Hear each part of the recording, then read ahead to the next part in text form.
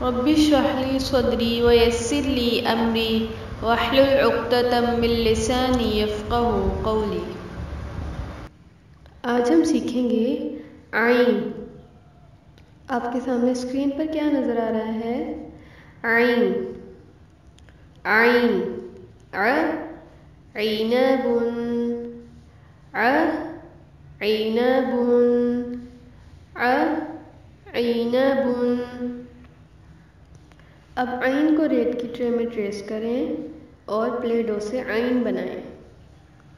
اب ہم سیکھیں گے غین، غین، غین، غمام، غمام،